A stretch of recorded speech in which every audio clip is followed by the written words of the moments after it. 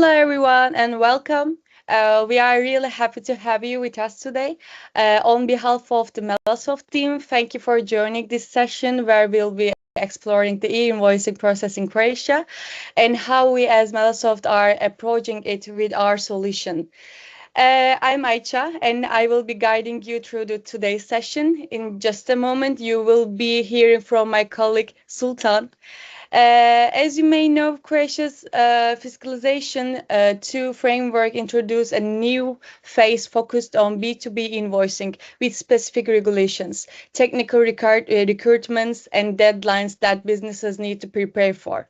And we will be talking about what's currently happening under this new framework, what's changing, what needs to be done, and how Melasoft is helping companies navigate this transition smoothly and compliantly. And Sultan, welcome. Great to have you with us again, and we are looking forward to your insights on this important topic. So let's get started. Thank you, Aicha, and hi everyone. It's a real pleasure for me to be here today and to walk you through the invoicing regulations in Croatia. We have been following the regulatory landscape very closely, and today I will try to give you a clear and practical overview of what is changing and, more importantly, what you can do to stay ahead of it. Thank you so much, Sultan. So, before we dive into the content, let me quickly walk you through today's agenda. We will start with with an overview in process in Croatia, what's changing and what's mandatory and when. And then we will take a closer look at the Melasoft solution, of course, what we offer, how we approach compliance, and of course our solution in SAP.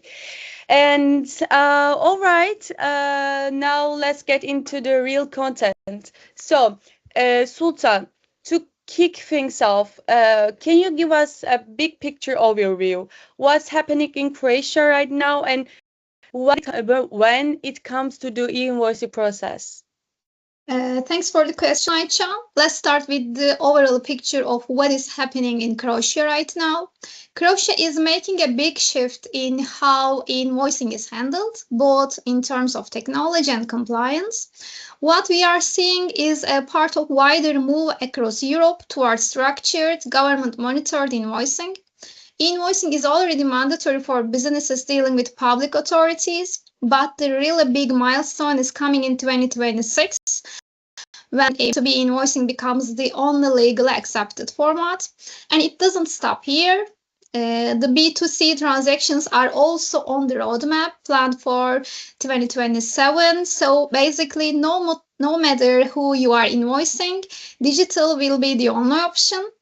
And what is also important here is the model itself. Croatia is aligning with what is called a continuous transaction control approach, similar to systems already in place in the countries like Italy or Spain. So there is real-time reporting involved here, not just sending an invoice, but also submitting payment and delivery data through the official reporting system. And please don't forget, recipients will have the right to accept or reject an invoice within a specific time window, which makes visibility and traceability absolutely critical for businesses. So yes, this is a compliance topic, but it is also a chance to modernize and automate how invoicing is done. With the right tools, this transition doesn't have to be painful. Okay, thank you so much, Sultan. So just to recap briefly, we are talking about a phased rollout with B2G already in place and B2B coming in 2026 and B2C following in 2027. And now, I think many of our attendees are probably wondering how much time to do businesses really have to prepare, and when does it start getting real in terms of compliance pressure. And please, can you walk us through the timeline and what kind of preparation period companies actually have? Absolutely, and thanks for that great question. The rollout actually began years ago with B2G, first mandatory invoice reception in 2018 and issuance in 2019. But where things get serious for most businesses is January 1st, 2026, when B2B invoicing becomes the only legal valid format for domestic VAT-registered companies. Before that, there is a transition window starting in September 2025, when businesses will be also start testing their systems with the reporting platform. And honestly, that is a window.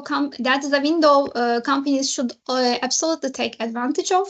Then in 2027, we enter the B2C phase, which broadens the scope even further to include nearly all business types. So yes, the pressure point is 2026, but real preparation starts much earlier. Integration, testing, partner coordination. So these things don't happen overnight. So now that we have covered the what and when, let's move on to the how and how e-invoicing will technically happen in Croatia. There are a few platforms and terms here like FINA and Peppol, and that some of our attendees might not be fully familiar with. So let me ask this: what's the actual infrastructure behind all this? And especially for those hearing Peppol for the first time, what role does it play? Yes, thanks for this point, Aicha. At this point, it is completely normal if you are thinking what exactly is Peppol. Let me break it down. So in Croatia, the central invoicing platform is called Service i-Račun za državu, and it is operated by FINA, the National Financial Agency. So this is the local backbone of how invoices are exchanged in structured format between taxpayers and the public administration. Now, in short, Peppol, in broad terms, pan-European public procurement online is a standardized and secure network for exchanging invoices, especially useful for cross-border transactions. While yes, it is not yet mandatory in Croatia, it is expected to gain importance as the country aligns with EU-wide initiatives like the VIDA, VAT in the Digital Age framework. Melasoft is already a certified Peppol access point, not just in Europe, but also in countries like Malaysia, where it is already being used. So we are fully prepared if and when Croatia makes Peppol a requirement. Thank you again, Sultan. So far, we have talked about the overall mandate and platforms, but this is where things start getting a bit more technical. And one point that stands out here is that companies can just connect to the B2B invoicing system on their own. So they need a certified intermediary or, in their words, service provider. So can you help us understand what this means in practice? Why is direct connection restricted? And what does a company actually need to do be a compliant in the B2B space? Yes, very good point, Aicha. And you are right. This is where the technical and legal framework really tightens.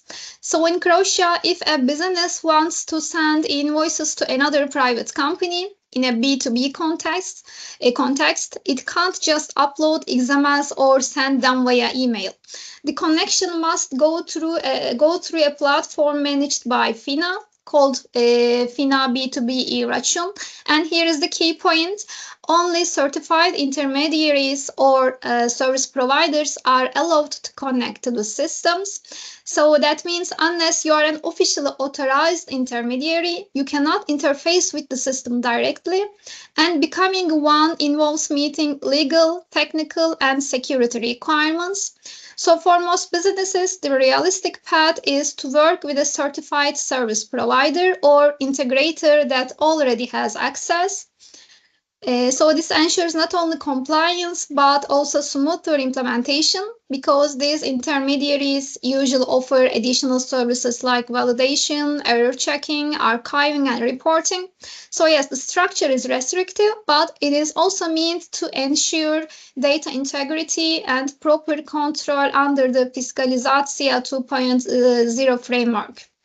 Oh, all right. So Now that we have talked about how invoices are exchanged, and let's look at another important piece of the compliance puzzle, signatures and storage.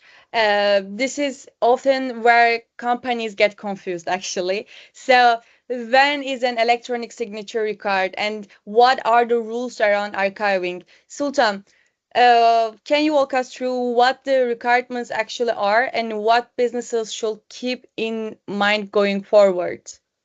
Yes, Ayça, absolutely. And you are right, this is one of the most commonly misunderstood parts. Let's start with signature. For B2G, meaning invoices sent to government entities, electronic signatures are not mandatory.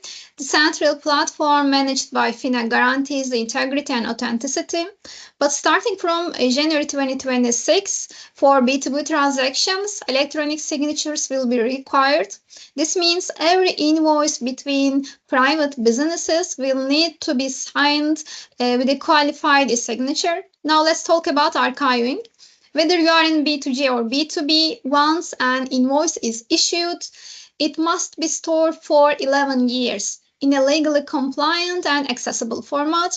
So this isn't just about sending invoices, it is also about ensuring long-term traceability and audit readiness. Thank you, thank you. Um, this next step is where things start to get very specific, especially for businesses preparing their system for 2026.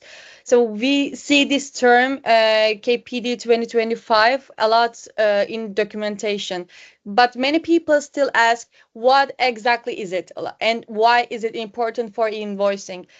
And please, could you explain what this classification is all about and what businesses are actually expected to do? Yes, Ayça, absolutely. So KPD in Croatian terms, Klasifikacija proizvoda po djelatnosti, in English, Classification of Products by Activity 2025 is basically Croatia's official system for classifying goods and services. It is like a product catalog for tax reporting. Every item or service you include on an invoice must be linked to the correct 6-digit KPD 2025 code. This ensures consistency and traceability across different systems. It is based on the EU CPA 2.2 classification standard, so it also aligns with cross-border and EU-wide compliance expectations. Now, this isn't something you guess or assign manually. There is a search platform called Classus, provided by the Croatian Bureau of Statistics, where you can look up the right codes. In practice, this means your invoicing system or your ERP needs to either integrate with these codes or allow you to assign them easily. Otherwise, you will run into validation errors during submission. So while it might sound like just another technicality, it is actually one of the core requirements for issuing valid B2B invoices in 2026 and beyond. Mhm. And just to show you what it looks like, this is the official classes platform where you can search for the correct KPD 2025 codes by category or keyword. It is publicly available on the Croatian Bureau of Statistics website. The reference points for all classification work moving forward. All right, Sultan. Now we are getting into formats, and this is where it can feel a little overwhelming, right? And there is UBL and CII and EN 16931 and something called CIUS. So, with all these technical terms flying around, and what should businesses actually focus on when it comes to invoice formats? Is there a default, or does it vary depending on the use case? Yeah, great point, Ayça. And yes, at first glance, it can seem a bit too technical, but it is actually not that bad. Not that bad once you break it down. For BTG invoices, so when you are invoicing with public authorities, Croatia has adopted the European EN 16931 standard. and which is based on formats like UBL 2.1 and Peppol-ready. The government also officially recommends using a OSS UBL 2.1 syntax, which is one of the most widely adopted formats across Europe. And an alternative that is also accepted in the cross-industry invoice CII format, which is used in certain sectors with more complex structures. And on top of that, there is a national specification called CIUS. This stands for Core Invoice Usage Specification, which ensures alignment with Croatian VAT rules. So what is the bottom line? If you are working with a solution provider like us, format compliance built into the system, you don't have to manually worry about what syntax to choose. Okay, thank you again. Now, when we talk about channels, things can get a bit confusing. National platform, intermediaries, Peppol, it's a lot. So, what does this actually mean for a business? Which channel are they supposed to use depending on who they're invoicing? Yeah, good point to touch. And I agree, it can sound like alphabet soup at first. So here is how it works in Croatia. For B2G transactions, all invoices must go through the national platform called Service i Račun za Državu, managed by FINA. For B2B, things are a bit different. You are not allowed to connect directly. Instead, you must use a certified intermediary. These are licensed service providers that have direct access to the FINA B2B system. Then there is Peppol, which, as we mentioned earlier, is not mandatory in Croatia yet, but it is expected to play a bigger role in the future EU-wide cross-border scenarios. That said, it is worth noting that it is worth noting that in the Fiscalization Law version 2.0, Peppol is not explicitly mentioned. However, the system is technically structured to be compatible with the Peppol framework, in line with the EU's VAT in the Digital Aid Initiative. And under the Fiscalization 2.0 framework, it is not just about sending the invoice. Both the issuer and recipient must report extra data like payment and delivery status to the tax administration for audit purposes. So in short, who you are invoicing determines the channel, and the data doesn't stop at the invoice. It continues after the transaction. So for those of you wondering what is happening behind the scenes, this is essentially the flow of and how an e-invoice travels through the system in Croatia. It all starts with the sender. Your ERP system generates an invoice and sends it through a certified information intermediary. Then there is a bit of technical magic. The system uses metadata from the invoice to find the right recipient, determine how they receive messages, and pass everything through the central message processor or MPAs. The message is then delivered via protocols like AS4, which ensures secure transmission. At the other hand, the receiving party gets the invoice, confirms delivery, and the process is closed. It might look complex, but most of this is invisible to the end user.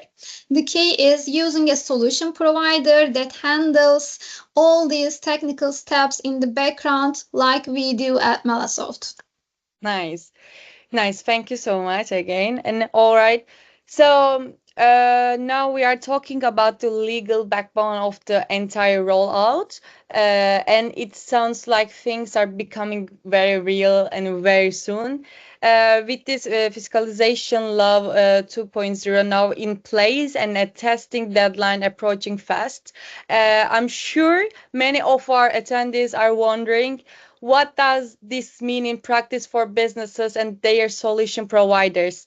Sultan, could you walk us through how this testing requirement actually works and what kind of steps companies should expect next?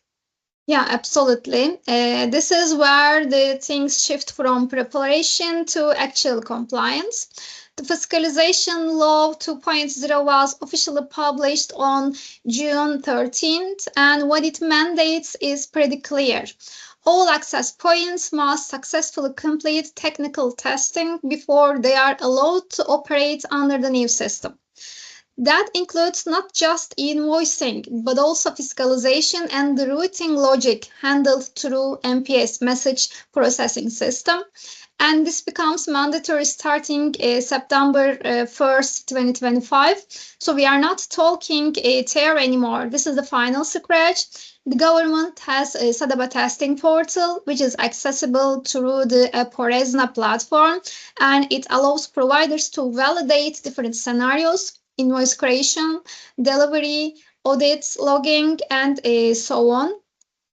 So if you are working with a solution provider like Melasoft, a lot of this is already being handled behind scenes. But from a company perspective, it is crucial to understand that passing these tests is what enables your invoicing to legally go live. Perfect. Perfect, Sultan, thank you. And so we have heard this word fiscalization a few times already today. So, and I think now is the perfect moment to clarify what it actually means. It clearly plays a different role in B2C and B2B scenarios.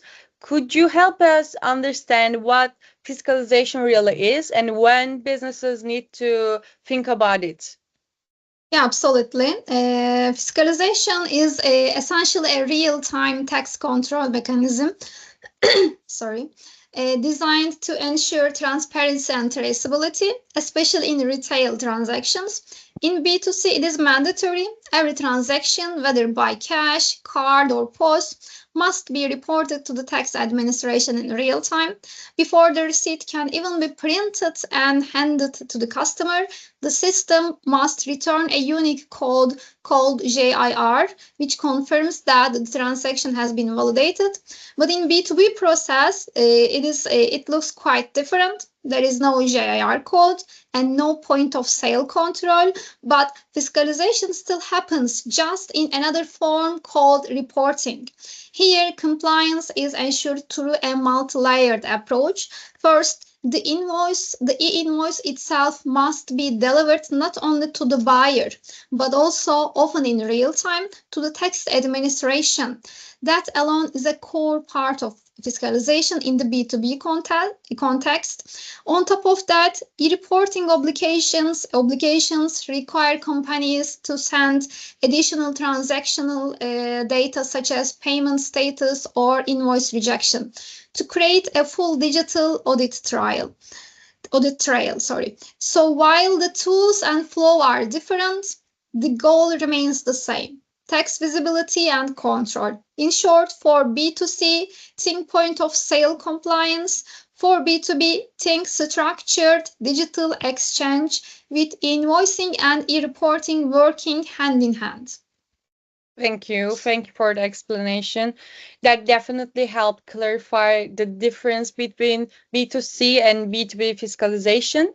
So now we are moving into the area of e-reporting, which, let's be honest, often creates a bit of confusion. We know it's not the same as e-invoicing and it's clearly not optional, but for B2B companies specifically, what does e-reporting actually mean in day-to-day terms? That's really good question. And yes, this is where the invisible part of compliance comes in. Reporting means that you are not just sending invoices, you are also reporting related events to the Croatian Tax Administration. For example, if a customer makes a payment, that payment must be reported along with the amount and payment method, helping the tax authority match invoice data with real cash flow. If a buyer rejects an invoice, you also need to report the rejection reason, and it has to be done within 5 days. But there is more. Even when no e-invoice is issued, such as certain types of deliveries, these must still be reported. This ensures that all taxable activities are tracked, whether or not an invoice was formally generated. So really, it is about providing full transaction visibility from invoice issuance to delivery. to payment or rejection. It adds a layer of accountability that goes well beyond just sending XML files. Thank you. Sultan, now we are seeing a model that shows how B2B and B2G transactions are processed in this new system. So could you walk us through how this flow works in real business terms? Yeah, absolutely. So what we are looking at here is the core of the Fiscalization 2.0 framework for B2B and B2G transactions. In this setup, invoices are exchanged digitally between sender and receiver, but in parallel, reporting data is sent to the tax administration. This isn't fiscalization in the traditional sense. There is no JIR code or real-time receipt validation like we saw in B2C. Instead, it is a structured data flow where systems, typically through intermediaries or certified solutions, send invoice metadata, payment status, delivery confirmation to tax authorities. So the core idea is while the transaction happens between two businesses, the government stays in the loop through the real-time or near real-time reporting. This is how Croatia ensures transparency without slowing down B2B operations. And it is also fully aligned with the EU's direction under the VAT in the Digital Age initiative. All right. So now that we have gone through the overall flow, the reporting model, so let's get into the practical side. What exactly needs to be captured and reported in B2B and B2G transactions? From a technical and operational standpoint, what should companies be preparing for at this stage? Yes, that's exactly the right question at this point because at this stage we are no longer talking about if you need to comply, but how. Although there is no real-time receipt validation, your invoicing system must still be connected to a certified solution provider and capable of sending invoices, payment status, delivery confirmations in a structured and auditable format. While invoices must be reported in real time, they do not require real-time approvals or validation. Still, all reported data must be traceable and subject to audits. All right, and that was a deep dive into the regularity and technical side. So thank you for making it all digestible, Sultan. So now let's shift gears a bit. We have talked about what needs to be done, and but how exactly does Melasoft help businesses do it? I see we have two solutions paths here. Uh, could you walk us through what these options are and who they're best suited for? Yeah, of course, Aicha, and I'm glad we are at this part because this is where strategy turns into action. At Melasoft, we offer two main approaches depending on how companies want to manage their invoicing compliance. For businesses already running SAP, we have a fully integrated SAP add-on. This plugs directly into the SAP environment and allows users to manage all compliance tasks like invoice generation, submission, and reporting without leaving SAP. On the other side, we have the Melasoft portal, which is a web-based solution. It is ideal for companies that either don't use SAP or want a more flexible external platform for handling invoicing. It is also designed with end users in mind, making it easy to use without technical expertise. As you can see on the screen, this is a screenshot of the portal interface, highlighting its user-friendly design. For detailed information, you can book a demo from our melasoft.com website as well. So both solutions are fully compliant and aligned with local requirements. It really comes down to the level of integration you are looking for. Yeah, thank you. So far, we have seen the big picture options. Now we are getting into the nuts and bolts of how they actually work. And could you walk us through these AR and AP automation features? Also, how does Mela AI fit into the process? When should a company use one or the other? Yeah, great question. This is where automation really starts to shine. Let's start with accounts receivable automation, AR automation, which is about sending invoices. Whether you are using SAP or our portal, the system pulls invoice data from your ERP, converts it into the correct format, validates it in real time for compliance, and sends it securely to the recipient, all automatically. Then on the accounts payable side, AP side for receiving invoices, we can capture supplier invoices from email, parse them using OCR tool, and feed that data directly into your ERP. We also run compliance checks before anything is posted. Now, for companies receiving a lot of paper or scanned invoices, there is where Mela AI comes in. It uses our OCR to extract key fields like supplier name, VAT, amount, and turns them into structured and machine-readable data.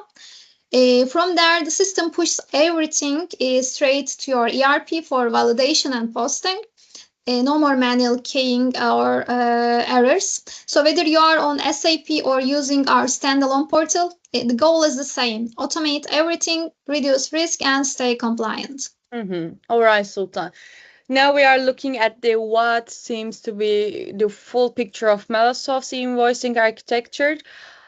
Could you help us understand how all these components fit together? Maybe you can walk us through what each model does and how it supports the overall flow. Yeah, absolutely. And what you are seeing here is the complete landscape of our Melasoft invoicing solution, particularly on the SAP side. Let's start with the outbound invoice cockpit. This is where all your outgoing invoices are prepared and submitted to the government portal, following all formatting and validation rules. Then we have the inbound invoice cockpit, which receives incoming invoices, especially from government portals, and pushes them into SAP for processing. The application programs are user-facing tools, screens, or reports that make it easier for your teams to interact with the invoicing logic. Below that, we have periodic programs. These are scheduled jobs that automate routine tasks like data sync, batch submissions, or log generation. And finally, on the right side, you will see the custom programs and tables. These allow us to tailor the solution to your specific organizational structure or business rules. So altogether, it is not just an integration, it is a full platform that gives you control, automation, and compliance all inside your SAP environment. Thank you, Sultan. So we have seen the structure, the automation, and how the pieces come together. But when a company chooses a solution like Melasoft, what's the real day-to-day benefits? So highlights seems promising. Could you talk us through what they mean in practical terms? Yes, sure. This is where it all comes together. The first big value is simplicity. With one solution, you can send and receive invoices in different countries. So, whether you are operating in Croatia, Germany, or even Malaysia, you don't need to manage multiple tools. We also support all mandated formats: UBL, CII, Peppol-biz, you name it. So you are covered whether it is B2G, B2B, or cross-border. One thing our clients love is that there is no need to modify their existing processes, whether you are on SAP or another ERP. The solution works with what you already have. And if you are doing cross-border trade, we offer direct PayPal network connectivity since Melasoft is a certified access point. And of course, going live is just the start. Our team provides full support and maintenance after the implementation, so you are not left on your own. So overall, it's a compliance solution, but more importantly, it is an operational enabler. Mhm. Thank you so much, Sultan, for this clear and insightful overview. And I think everyone here now has a much better grasp of both the regulatory landscape and how Melasoft can support their transition. Now, before we wrap up, we would like to do something a little different for the question and answers. Q&A, instead of a traditional real-time session, we have prepared a few yes or no recap questions based on the key points discussed. So just to reinforce the takeaways and make things more memorable for everyone. So before showing our solutions, I would like to start to ask my yes or no questions. Okay, my first question is this. Is B2B invoicing becoming mandatory in Croatia as of January 1st, 2026? Yes, it should be absolutely yes. Nice. So, do companies need to use a certified intermediary to connect to Croatia's B2B invoicing system? Again, yes, it should be. Thank you. And is Peppol currently mandatory for domestic transition in Croatia? No. No. Mhm. Will Will B2B invoices require a qualified electronic signature starting from 2026? Yes, absolutely. Okay, my question is coming. And does e-reporting include the obligation to report invoice payment and rejection data to the tax administration? Yes, definitely. Is real-time receipt validation required for B2B transaction under Fiscalization 2.0? No, no. No. And my other question is, um, can businesses test their system on the official platform before the 2026 deadline? Yes, the test period starts in September 2025. Thank you so much. And is the use of KPD 2025 codes mandatory for item classification on e-invoices? It is absolutely yes, and it's an important point. Mm-hmm. And does the e-reporting obligation in Croatia require invoice level real-time reporting rather than periodic and or BAF submissions? Yes, each invoice must be reported individually and in real time, not as part of aggregated or delayed submissions. Mhm. And is the OSIS UBL 2.1 for recommended invoice standards in Croatia? Yes, absolutely. Nice. And does Melasoft offer both SAP integrated and portal-based e-invoicing solutions for the Croatian market? Yes, we have both SAP integrated and portal-based solutions for invoicing process in Croatia. Amazing. And are printed paper invoices still legally valid for B2B transactions after 2026? No, I'm sorry, but no. Thank you so much. I think that's all. And great job, everyone. And thanks for joining in. And Sultan, thank you again for the great insights earlier. Now to make things even more concrete, and we would like to show you how our solution actually works inside SAP. And before closing, I would like to thank you as well, Aicha, to having me in this webinar. And I want to see you in another topic with another webinar, then, let's say. So, shall I leave now? Yeah, you can leave. You can leave. Thank you for everything. Okay. Thank you. Thank you. Bye bye. Yeah. Have a nice day. Thank you. So, at this point, I would like to hand things over to Celalettin, our ABAP developer here at Melasoft, who will walk you through a live demonstration of the e-invoicing solution and its key features within the SAP environment. So, Celalettin, the floor is yours. Thank, You can start to show our SAP solution. yes, thank you. Can you hear my voice now? Yes, I can hear you. Hello, everybody. My name is Jalaluddin, as my colleague introduced me. I'm an ABAP developer in Microsoft. Without waiting you too much, I'm starting to share my screen. Mhm. And before starting to explain our solution, I just need to, how can I say, shorten and clarify some things.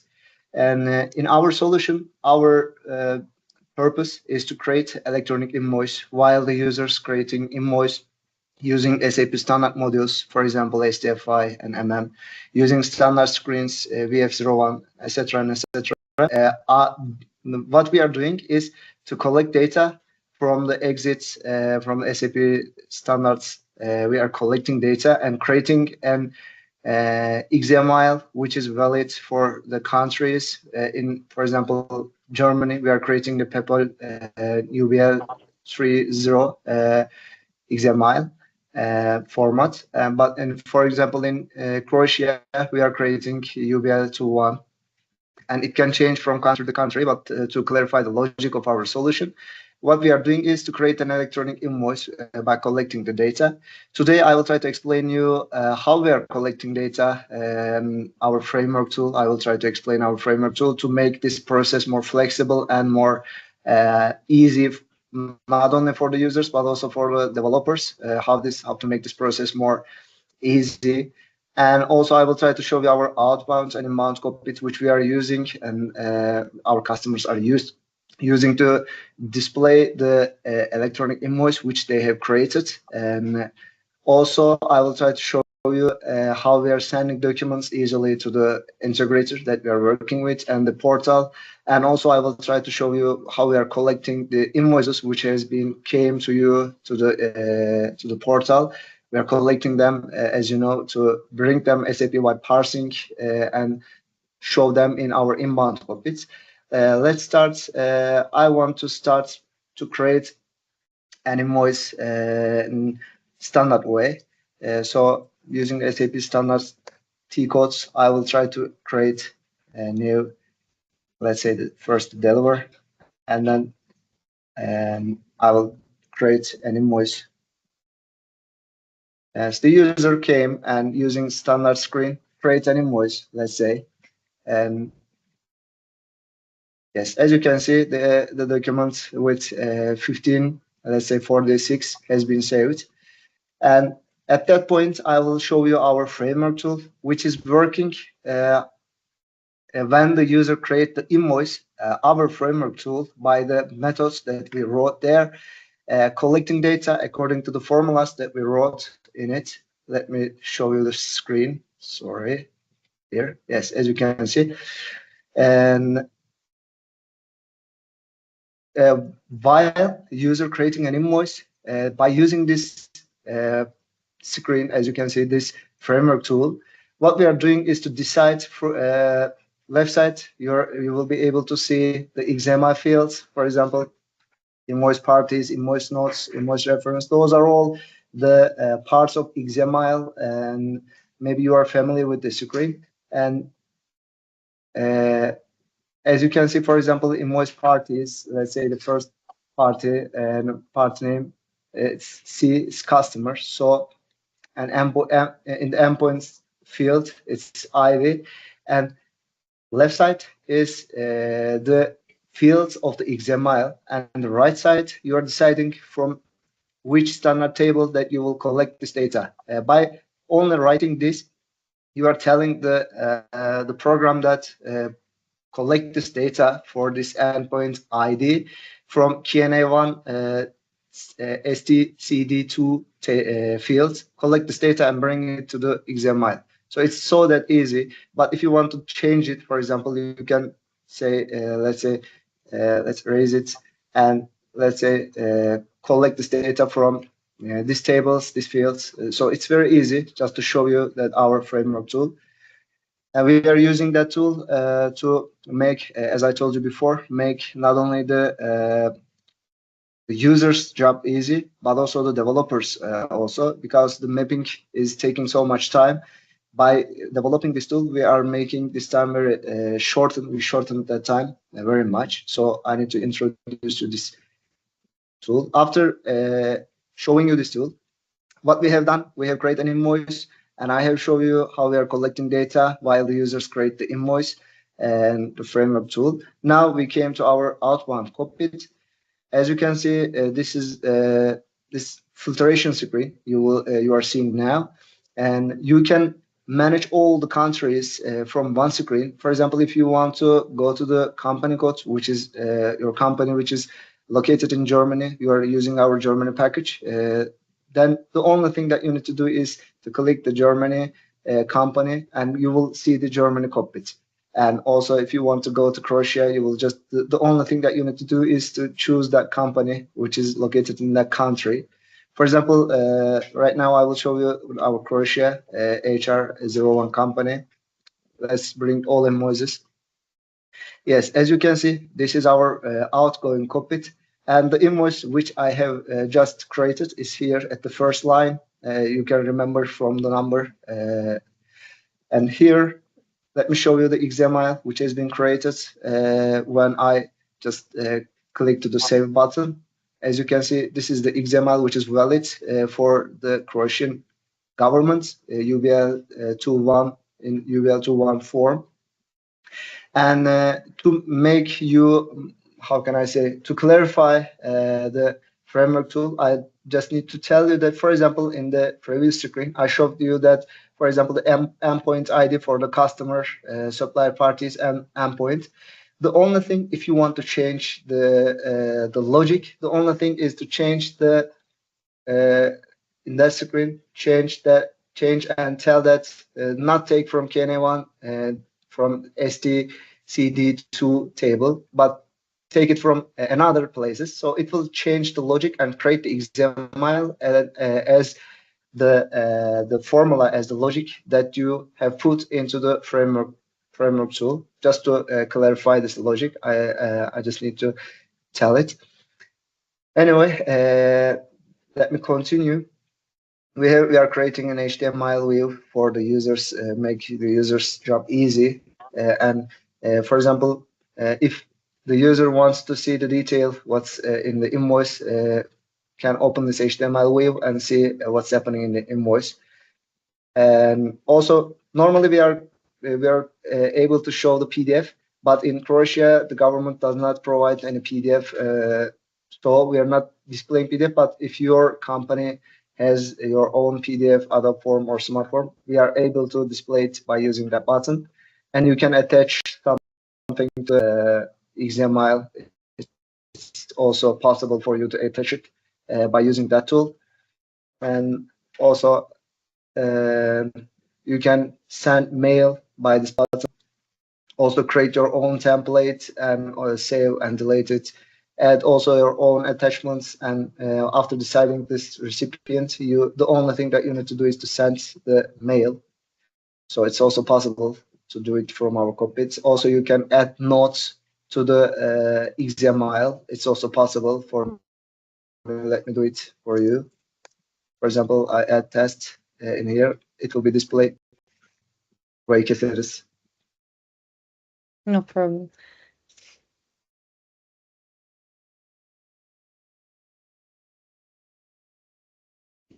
Eklemedi. Neyse, burada başka bir şey var demek. Oraya bakarım sonra. Anyway, devam ediyorum. And you can do several things using our cockpit. We are also logging if there's something problem occurs, and for example, if the invoice is not valid to send, you will be able to display the logs in here for SAP side and also portal side. If there's a log, you will be able to display the logs in here. And then the user only thing that the user needs to do is to send the invoice. And after several seconds, the invoice will be sent to the portal. And you can also check the status of the invoice. As you can see in Croatian, it's saying that it's in process. And let me show you the portal. As you can see, the outgoing documents, you will be able to display them from here. This is our invoice, which I have sent before, just before. And also, if you can also display the PDF which has been created by the integrator, and you can also display it. And also, if you want to download the XML and also the document, you are able to download it PDF and XML from here. Now I will show you how we are collecting the data, and we have job to collect the invoices. The only thing is to execute this job program, and the invoice will bring to the system. let me show you our inbound cockpit. The same logic is outbound cockpit, so you can use this filtration screen to go different cockpits. And this is our invoice. This came to our inbound cockpit. As you can see, you can also display the XML, which is signed and certificate, let's say. And also, if you want to reject the invoice, you can reject it and change the status as rejected. And let me do it by telling the rejection reason. And also, if you have any partial payments, the only thing that you need to is enter the partial payment, and then the invoice will be rejected. Let me show you also in the cockpit here. As you can see, the status changed to rejected for our invoice, which has been created just before. And in Croatia, you need to inform government by e-reporting that the invoices that you have rejected and the invoices that you have payment for. So it's also in development status by the integrator. So also our package will be able to do also this for your company. And those are the things that I want to tell you about our solution. And also, we have a lot of customizations table. We are using those customizations table for making our package more flexible for the users and the developers. And if you want to change something in the future, you don't need to. You will not need us to change it. You can come to that customizations table, and according to the documentations that we will give you, you will be able to make your own developments, own customizations, and etc. etc. So that's all I want to tell you. Yeah. Thank you. Thank you so much, Elaine. Thank you for every information that you gave You're us. welcome. So I would like to remind you that also, we have portal solution. Our portal solution is for end users, so we don't have only SAP solution. I just wanted to remind it. Also, we already mentioned about our portal solution as well in our slides and with with Sultan.